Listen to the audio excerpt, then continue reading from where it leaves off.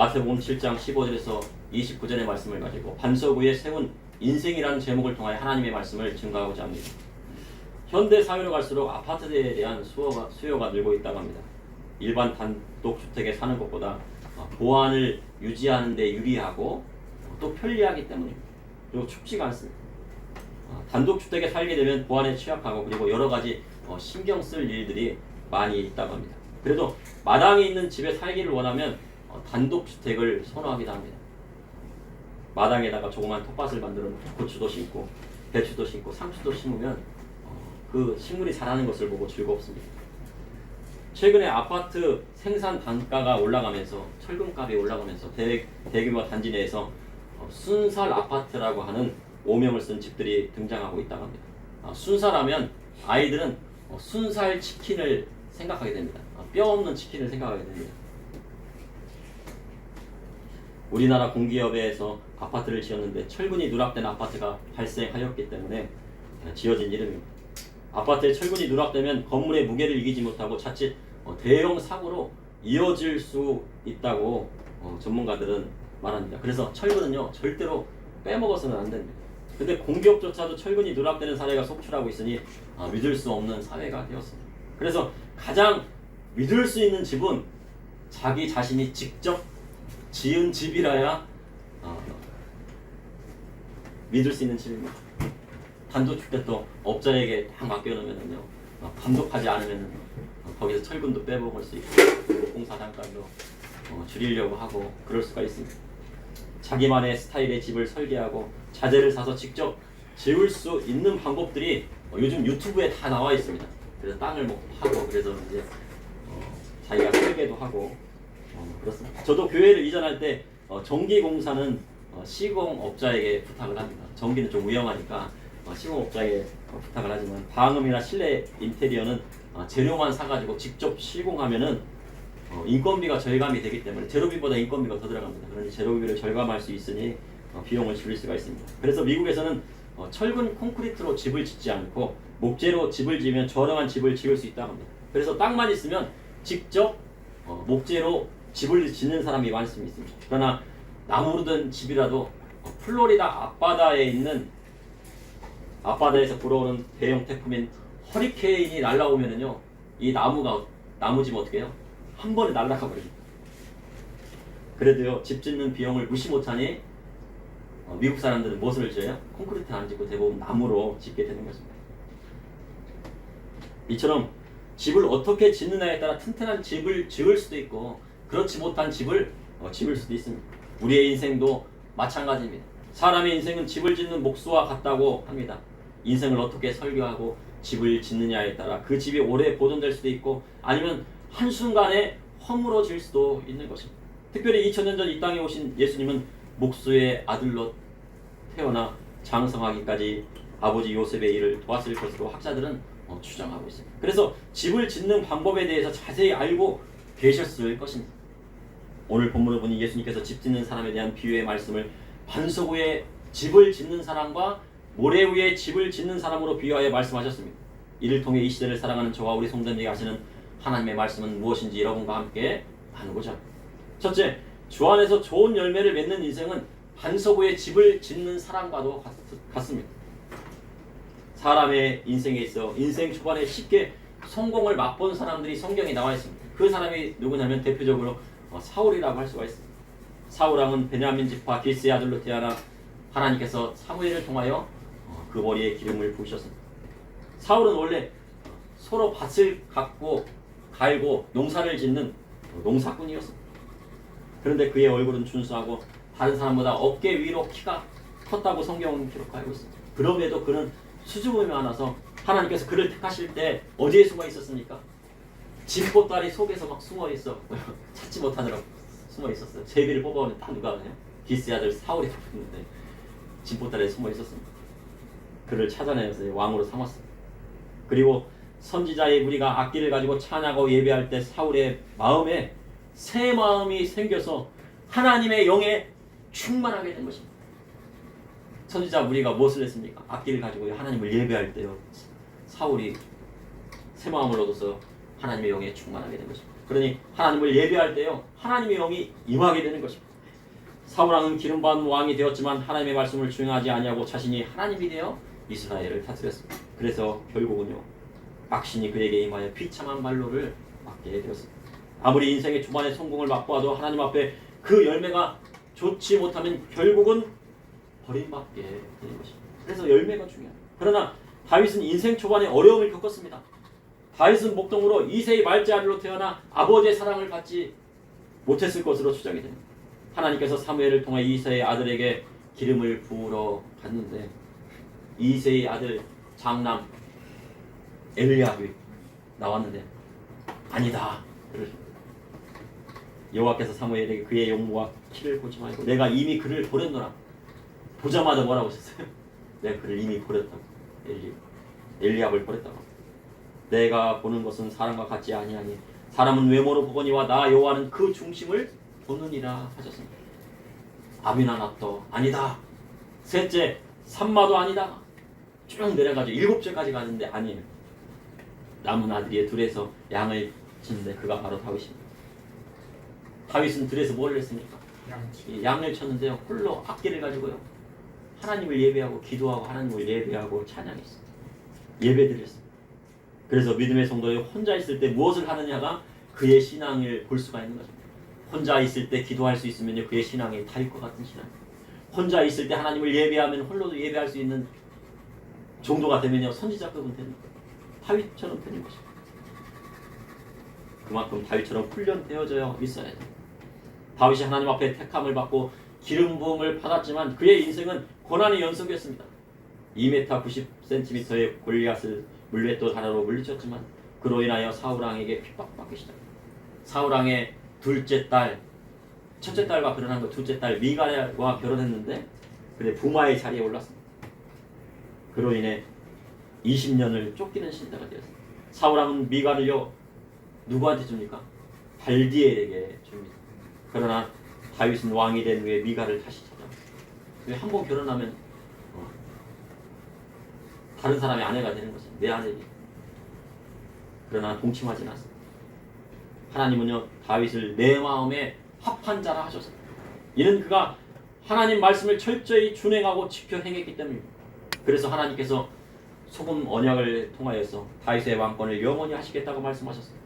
다윗처럼 인생의 집을 하나님의 말씀 위에 지어야 그 집이 쉽게 허물어지지 않을 뿐더러 자자손손 대대에 이어지는 것입니다. 시골에 가면요 저희 고향집이 있습니다. 현재는 어머니와 형님이 살고 있습니다. 조카도 살고 있습니다. 저희 아버지는요 4형제 중에 막내셨다고 합니다. 그래서 할아버지께서요 막내 아들이 결혼을 하니 분가하여 살라고 튼튼한 소나무를 막 여러 개를 베어다가요 기둥을 세우고 숙련된 목공들을 데려다가요 집을 지었다고 합니다. 그렇게 집을 지으니 몇십 년이 지나도 집이 튼튼합니다. 이처럼 집을 잘 지면 한 대에 끝나는 것이 아닙니다. 보통 몇 대까지요? 보통 4대는 거예요. 그런데 정말 잘 지으면요 잔손들이 이어받아야 몇백 년이 가는 것입니다. 그러나 아파트는 몇 년 갑니까?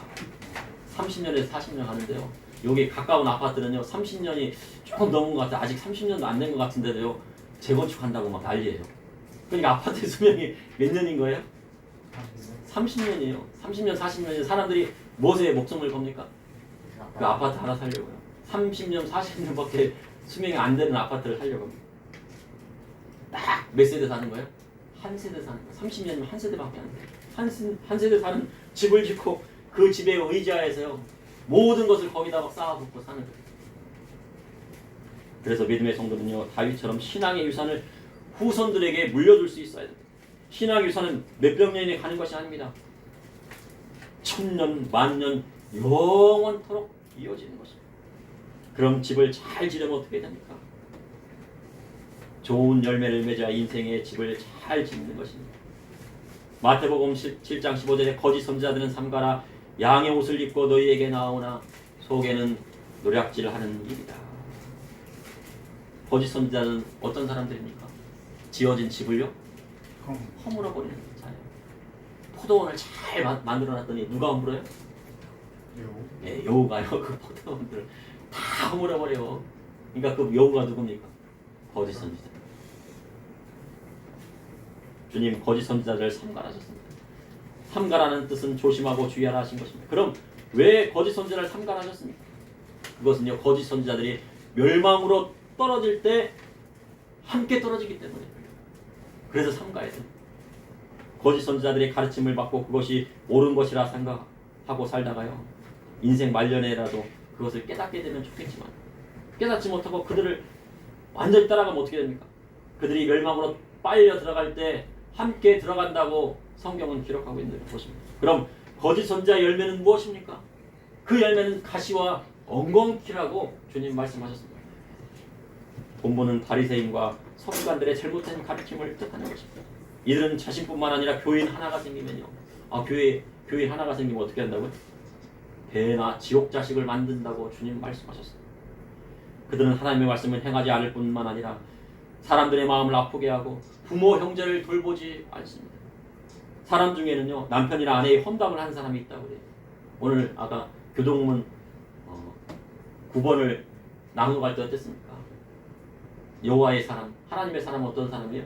남의 험담을 하지 않는 사람이에요. 그런데 남의 험담을 할 뿐만 아니라 누구의 험담도 하지 않는다고요? 가족들의 험담까지 하는 거예요. 가족들은 험담하면 됩니까? 안 됩니까? 절대로 안 돼요. 하나님이요, 남의 험담하는 것도 싫어하시는데 가족들의 혈육인 가족들의 험담을 하는 것은 더 싫어합니다.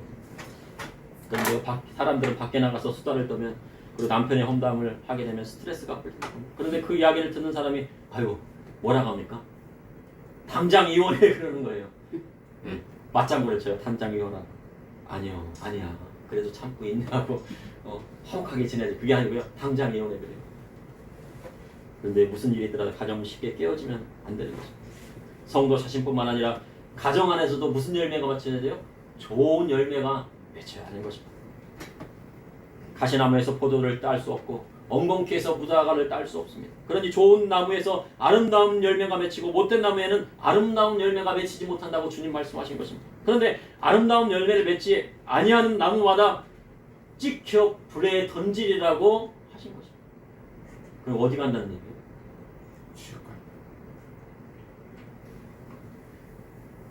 하나님의 심판을 받게 될 것을 맞습니다. 이러므로 그들의 열매로 그들을 날리라 하신 것입니다. 이단을 어떻게 극복합니까? 이단은요, 다를리 한자로 다를리 끝단자예요. 처음에는 똑같아요. 가라지나 곡식이나 똑같아요. 근데 나중에 끝에 가면 어떻습니까? 하나는 열매 맺지 못하고 하나는 열매를 맺습니다. 근데 끝이 다른 거예요. 열매에 대해서는 사도 바울이 성령의 열매를 잘 나타내고 있습니다. 사랑과 희락과 화평, 오래 참음과 자비와 양성, 충성과 온유와 절제라고 9가지 열매를 맺고 있는가를 점검해 봐야 됩니다. 이러한 열매를 맺고 있어야 주 안에서 반석 위에 집을 짓는 자와 같다고 성경은 기록하고 있는 것입니다. 둘째, 하나님 앞에 복이 있는 사람이 반석 위에 집을 짓는 사람과 같습니다. 복이라면요, 하나님이 사람에게 주시는 축복을 말합니다. 그래서 좋은 열매를 맺고 사는 사람은 하나님의 축복을 받을 조건을 갖고 있는 사람이에요. 하나님의 축복은 그냥 옵니까? 복 받을 만한 사람이 복을 받는 거예요. 근데 그것을 누가 인정해줘요? 하나님이 인정해요. 사람도 인정해요. 야, 저 사람은 복 받을 사람이야. 그것이 느껴져요. 그것을 사람들도 인정한다면요, 하늘에 계신 우리 아버지께서도 인정해요.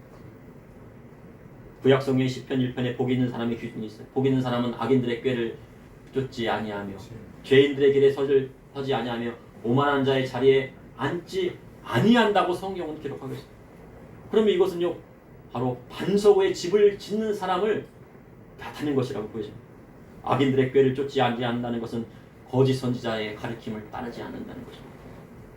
죄인들의 길에 서리지 않는다는 것은 간음 현장에 잡혀온 여인을 정죄하지 아니하시고 다시는 뭐하라고 하셨어요? 죄짓지 말라 하시는 거예요. 죄인들의 곁에, 다시는 죄인들의 곁에 가지 말아라 하시는 거예요. 왜요? 예수님께서요, 그를 사랑하셨거든요. 그가 다시 돌아오기를 바라셨기 때문에. 그리고 오만한 자리에 자리에 앉지 않는다는 것은 뭡니까? 혼인잔치에 가면은 어디에 앉으라고 하셨어요? 말석에 앉으라. 상석에 앉지 말고 말석에 앉으라. 오만한 자의 자리에 앉지 말아라. 대접받는 자가 되지 말고 대접하는 자가 되어. 그러니 복 있는 사람과 좋은 열매를 맺는 사람은 같은 것이 구약성경 따로 신약성경 따로 아니고요. 구약성경에는 하나님의 말씀이 신약성경에 예수님께서요. 그것을 다시 비유의 말씀으로 잘 풀어주세요. 근데 이는요 마태복음 5장, 6장, 7장에요. 산상수훈의 말씀과요 자세하게 나와 있어요. 때로는 사람들이요 탐욕의 집을 짓고 살 때가 있습니다. 어떻게 하면 말세에 불을 쌓을까? 지금 우리가 뭐라고 그래요? 말세에 산다고 그러잖아요. 말세에 사는데 사람들은 뭐를 쌓기를 원해요? 불을 쌓기를 원하는 거예요. 하나님이 주신 방법으로 하지 아니하고 세상의 방법으로 불을 쌓으면 어떻게 됩니까? 지난 시간에 말씀을 읽는 도중에요. 에레미야서를 보니까 에레미야 17장 11절에 불의로 치부하는 자는 자고새가 낳지 않은 알을 품은 것 같았어. 그의 중년에 그것이 따라겠고 마침내 어리석은 자가 되리라. 자고새는요 메추라기와 같은 그런 새예요. 그런데 이 자고새는 자기 알 욕심이 많아고 자기 알뿐만 아니라 어떤 알까지 품습니까? 다른 새들의 알까지 훔쳐가지고 품어요. 예를 들어본다면 장사에도요. 남이 잘 되도록 장사할 때요. 아유 이분이 이 음식을 먹고 건강하고 맛있고 오늘 행복한 시간을 꼭 보냈으면 하는 마음으로 해야 되는데 그렇지 아니하고 어떻게 남의 건강을 해치더라도 장사를 해서 부를 쌓으면 결국 허사가 되는 거예요. 세계적인 아이스크림 회사의 창업주가요. 고도 비만과 심장 질환으로 사망했다는 그것이 직접적으로 아이스크림의 원인이 있다고 볼 수는 없지만 아주 맛있는 아이스크림을 만들었어요. 근데 그 아이스크림 뭐가 많이 들었어요? 인공 색소가요. 다른 아이스크림에 보다요. 몇 배가 들어있다. 많이 들어있다는 거예요. 급기야는 창업주 아들이 어떻게 했습니까? 세계적인요. 그 아이스크림 기업을 상속받아야지 아들이니까. 상속을 포기했어요. 우리나라의 대법관이었던 사람들도 50억클에 들어가는 사람이 있습니다. 그들의 결국은 무엇입니까? 교회 다녀도 마찬가지입니다.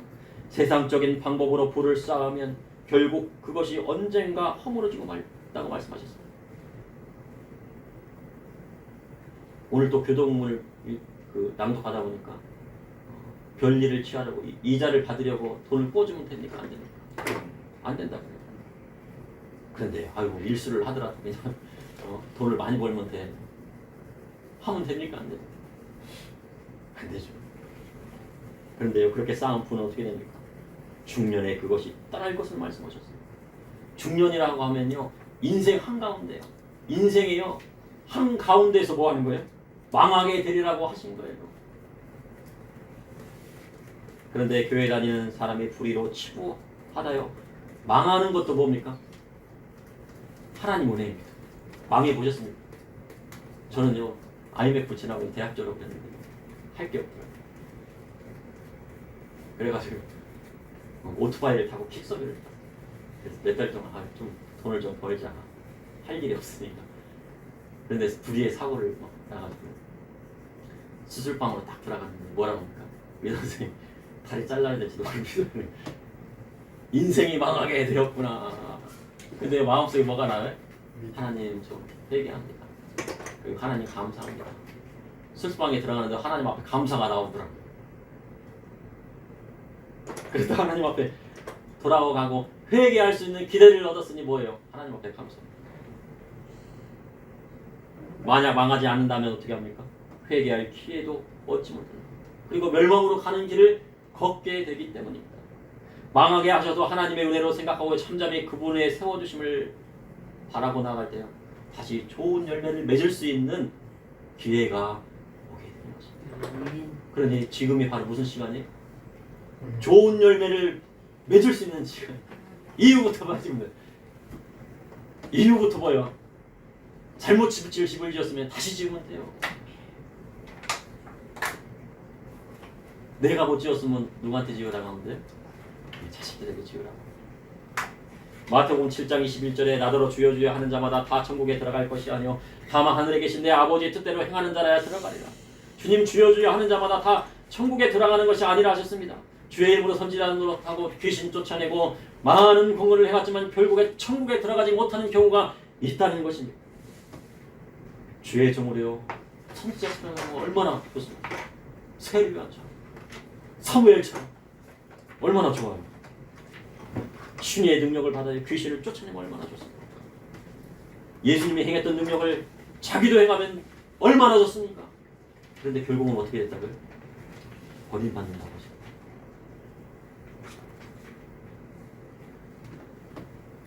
고린도후서 9장 27절에 내가 내 몸을 쳐 복종하게 하면 내가 남에게 전파한 후에 자기 자신이 도리어 버림당할까 두려워하미로다.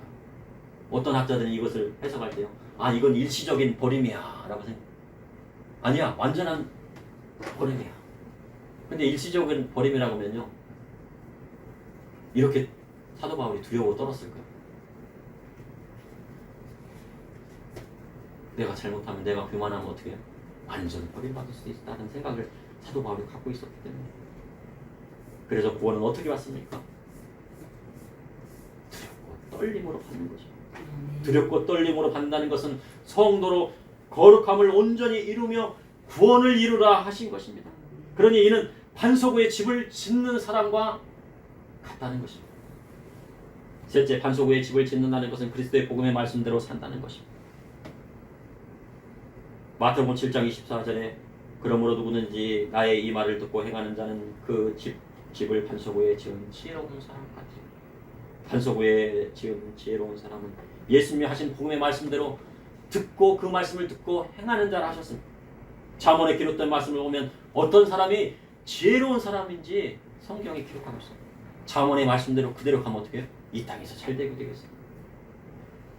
그런데 사복음서에 예수 그리스도의 말씀을 잘 듣는 사람은 어떻게 합니까? 하나님 나라에 분명 들어가게 되어 있어요. 하나님 나라에 들어가면 먼저 예수님을 믿고 그분을 나의 구주로 모셔드려야 합니다. 우리는 보통 예수님을 영접한다고 말을 합니다. 근데 이 영접이라는 말은 접신했다는 것이 아닙니다. 보통 무당들은 뭐 어떻게 해요? 무당이 될 사람들이 막 몸이 아프다고 합니다. 몸이 막 그렇게 아프대. 그래 결국은 뭐예요? 신접하는 거예요. 신내는 걸 받는다는 겁니다. 근데 예수님을 영접한다는 것은요, 접신한다, 신접한다는 것이 아니에요. 영접이라는 단어는요, 인격적인 단어가 돼요. 인격적인 단어. 그래서 높으신 부모님이나 일가 친척, 아니면 대통령이 막 여기 자리 왔어요. 여기 얘 딱 앉아서 얘들 지도자가 지도자를 집으로 초대했어요. 그러면 부모님이나 친척을 어떻게 합니까? 잘 영접하죠. 영접한다는 건 뭐예요? 그분을 잘 모셔드리고 그분의 지위에 맞는 걸맞는 대우를 해드린다는 거예요. 부모님께는 어떻게 해야 돼요? 부모님은 잘 영접하고 좋은 대우 해드리고 맛있는 거 사드리고. 그러면 성도는 예수님을 인격적으로 모셔드리려면 어떻게 해야 됩니까? 그분의 말씀을 듣고 행하는 자라야 하는 것입니다. 요한복음 14장 21절에 나의 계명을 지키는 자라야 나를 사랑하는 자니 나를 사랑하는 내 아버지께 사랑을 받을 것이요 나도 그를 사랑하여 그에게 나를 나타낸다 하셨어요. 그러니 예수님께서 하신 말씀을 듣고 준행하는 자가 지혜로운 사람인 것입니다. 25절에 반석 위에 집을 지은 사람은 비가 내리고 창수가 나고 바람이 불어 그 집에 부딪히되 무너지지 아니하나니 이는 추출을 반석 위에 놓은 까닭이고. 그 사람이 신앙이 있는지는 비가 오고 창수가 나와봐야 비로소 알 수 있는 것입니다. 그래서 그 집이 튼튼한 집인지 아닌지는요, 허리케인이 불어와봐야 아는 거예요. 그 집이 날아가나 안 날아가나. 하와이에요. 모든 집이 다 불탔어요. 산불을 난 거 아시죠? 막 다 탔어요. 너무 더워. 근데 딱 한 집이요, 타지 않고 그대로 있더라고요. 왜 그랬을까요? 다 나무로 지었는데 그 집은 콘크리트로 지었어요. 왜냐면 몇 년 전에 이제 막 큰 해일이 나갖고 나무집이 그냥 탁 보였거든요. 그래서 바닷가 옆에 있어, 아유 안 되겠다, 콘크리트로 짓자. 그런데 그 집만 딱 났고 나머지는 다 불탔다고 합니다. 다시 말해 고난과 환란이 와야 그 신앙이 드러나는 거예요. 베드로가 스승님이 대스단과 그 우리에게 잡혀가자 그 신앙의 미천이 다 드러났어요. 예수님을 어떻게 했습니까? 부인했어요. 그런데 그가 회개하고 성령 받고 그리스도의 복음의 말씀에 서자 십자가에 거꾸로 틀려서라도 주님 품으로 가더라는 거죠. 지금같이요, 풍요롭고 살기 좋은 때는 그의 진정한 신앙이 드러나지 않습니다.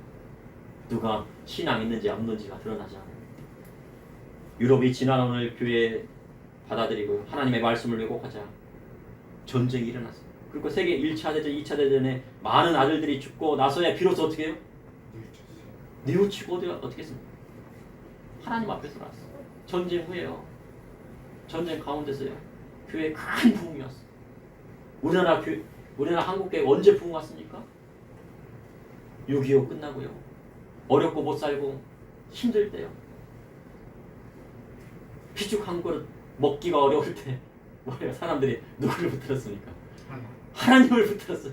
근데 지금 어떻게 해요? 사이가 너무 좋으니까요. 큰 교회도요. 자리가 빈자리들이 너무 많다.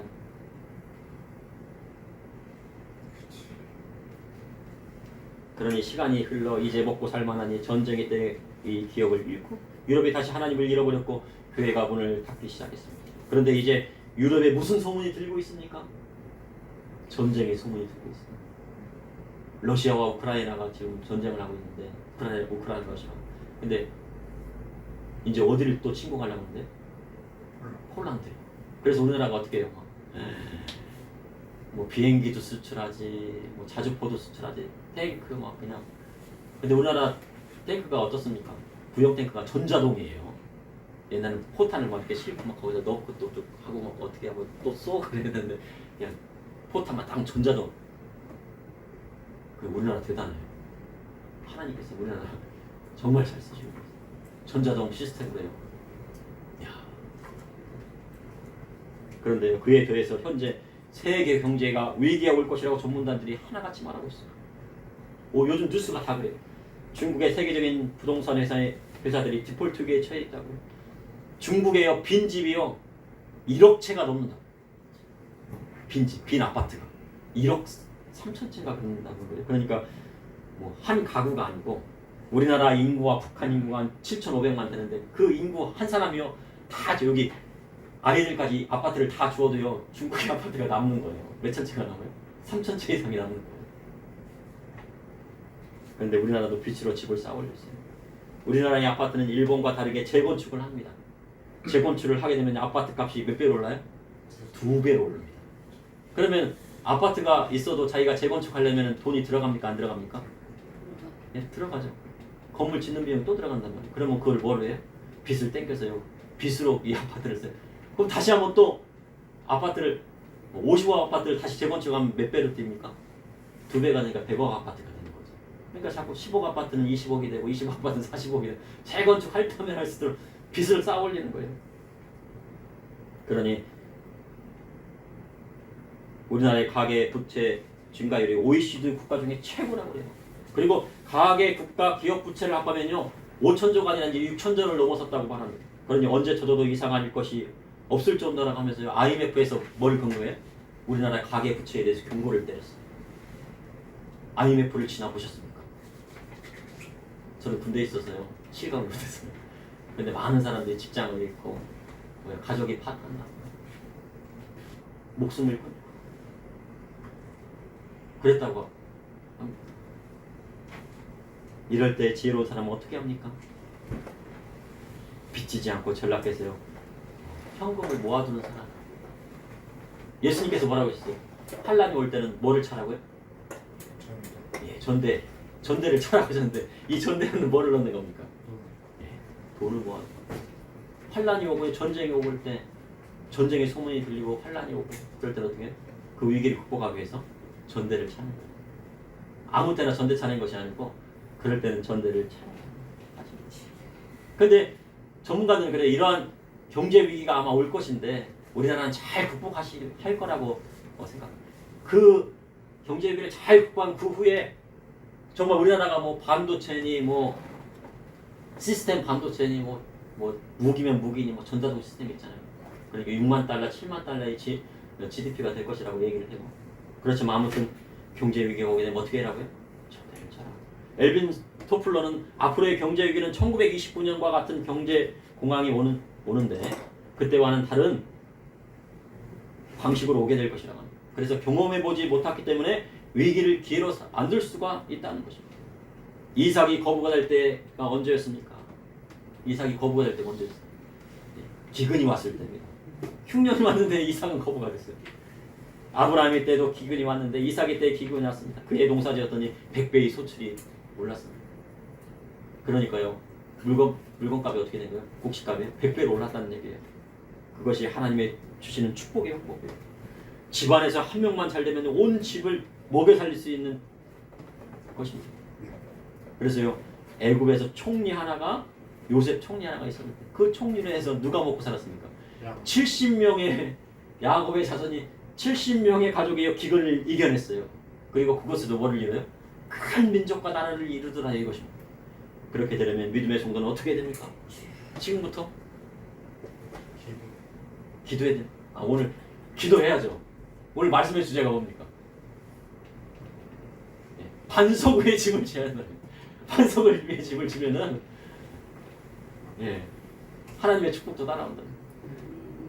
그러나 마태복음 7장 27절에 나의 말을 듣고 행하지 않는 자는 그 집을 모래 위에 지은 어리석은 사람 같으니 비가 내리고 창수가 나고 바람이 불어 그 집에 부딪혀서 무너짐이 심하니라. 그리스도의 복음의 말씀대로 행하지 아니하고 세상 방법대로 살면 결국 모래 위에 지은 사람처럼 비가 오고 창수가 나면요 결국은 무너지는 사람이 되는 거예요. 그러니 믿음의 성도는 반석 위에 튼튼한 집을 지어야 됩니다. 육신의 장막도 마찬가지예요. 젊을 때 힘이 있으니까 막 젊을 때 투잡, 쓰리잡 찾겠다고 하루도 쉬지 않고요. 막 영끌해가지고 막 다 했더니 나중에 어떻게 돼요? 몸이 망가져갖고요. 결국 장수하지 못하는. 반대로 젊어서 어떻습니까? 일을 하지 않고 매일 집에서 빈둥빈둥 놀다가 그냥. 근데 그런 사람을 사도가 뭐라고요? 일하기 싫거든 어떻게 하는 거예요? 먹지도 말아라. 왜 그런 거예요? 일하지 않고 놀고 먹으면 어떻게 됩니까? 질병이 옵니다. 몸에 병이 와요. 잠도요 8시간, 7시간 자요 12시간 자면 어떻게 해요? 혈관 질환이 생긴대요. 뇌졸중의 위험이 있답니다. 그래서 육신의 장막을 세우는 것도 어떻게 해야 됩니까? 하나님의 말씀대로 하는 것입니다. 그러므로 반석 위에 집을 짓는다는 것은 그리스도의 복음의 말씀대로 산다는 것입니다. 마태복음 7장 28절에서 29절에 예수께서 이 말씀을 마치시고 무리들이 그의 가르침에 놀라니 이는 그 가르치는 것이 권위 있는 자가 같고 그들의 서기관과 같지 아니하며 예수님의 말씀에는 권위가 있습니다. 권위뿐만 아니라 능력이 있습니다. 그래서요 그리스도의 복음의 말씀대로 행하면 이 땅에서 잘 될 뿐만 아니라 하늘에서도 그 상급을 잃지 않게 되는 것입니다. 그러므로 주 안에서 좋은 열매 맺는 인생은 반석 위에 집을 짓는 사람과 같습니다. 그리고 하나님 앞에 복 있는 사람이 반석 위에 집을 짓는 사람입니다. 반석 위에 집을 짓는다는 것은 무엇입니까? 그리스도의 복음의 말씀대로 살아간다는 것. 세상은 그리스도의 복음의 말씀을 버린다고 할지라도 나만큼은 그리스도의 말씀을 지켜 행하기 위해서 나아간다. 고난받아도 예수님 말씀을 붙들고 나아간다. 핍박이 와도 예수님 말씀. 그리할 때요 반석 위에 집을 짓는 사람이 되는 것입니다. 잠시 기도하시겠습니다. 사랑해 주님 오늘도 감사합니다. 주님의 사랑과 은혜로 이렇게 하나님 앞에 예배드릴 수 있도록 인도하여 주시니 감사합니다. 아버지 하나님, 저와 우리 성도님들 다 반석 위에 집을 짓는 사람과 같이 그리스도의 복음의 말씀대로 살아갈 수 있도록 인도하여 주시고 좋은 열매 맺을 수 있도록 인도하여 주시고 지금까지 비록 반석 위에 집을 짓지 못하고 좋은 열매를 맺지 못하였을지라도 아버지 하나님 이 시간 이후부터 그리스도의 복음의 말씀대로 반석 위에 집을 짓고 좋은 열매를 맺음으로 말미암아 예수님의 뜻대로 하나님의 뜻대로 살아가고 복받는 자들이 다 될 수 있도록 저와 우리 성도님이 다 될 수 있도록 인도하여 주시옵소서. 예수님 이름으로